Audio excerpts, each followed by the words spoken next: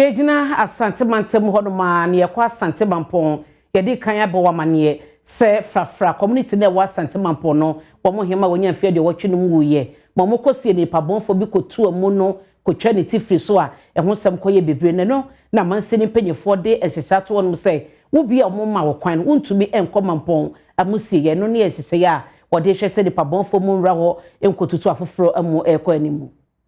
Awrehu 70 adom kase ebo anan bepie mu ewa asante mampon amusieye ebehwe asidi asem no esiti ankasa na ye ba ye ne yehu se enne ya eda kasamfoni so ena omo kire se enkane frafrahema omo esie ne woma nkontima eguhui ena osusu se amimfo no omo de ebuye eyi na mu no kotwa ne ti san ede ebecho ho tie ba na se emma no emma bibi gugu ayi ne ebu emna no omo bubu agu na firi ho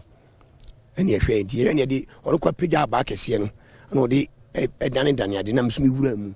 na se meka se ade na namu omafa omayifu ndiko dina ade asa to mokoe no na ade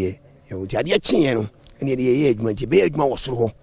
ye adwuma na onua maame ne mamba bi ebaaye to mba no msi omba be to mba no omfa ha no nse maame no na beto ha no mde ba na se ni tintua so otoa ne nkase se enam saa asem a esi wo mde nhye begu akwam se de be ya obi a omepehwe wa musie ho no onya kwan ma ho ese no ye nan be ntintia wa ese ye beto so bi kura wa ye bepam no ye beto so wa ha onya adwuma wa onya hwe wa ha anya ba bi atena je mframa adom kase ne kwame nkromo no eya asam member wa Kyeremade electoral area bonkomo ena o chese ne om na posifo asinkonya anadwubia ambakofa musie ho yo mrantie mienu omo ye adwuma wo ha den ni dey atbate na me so muntimi na ahanunti no ena be me se nipa bonu fu ya adru da so ma obi adan ena mo buy part say assembly no e buy na no we make an emergency meeting na ye ne regional police commander any immigration fire ne sampany for no stakeholders or more security aspect ni nyina no ya frɛ omo ye no mo nyina ya hwɛ ekwan betimi how best betimi strength security service e wo ye asi ya hanu si ne krakra mu na de hye mo asante mampɔ kyese asemi de omo ntimi mpanisam da ntimpanifo nhwemfa nsɛm fom ye betie yakwa yi na free ene abefo ye piamanko ya abayi na yakwa yi no body no edekɔ bese na nsan chia se na omo sa de bae body ne bae no ne yatwa ne ti ayedai afiri ye hu bi kura sa da e wokodu bia mu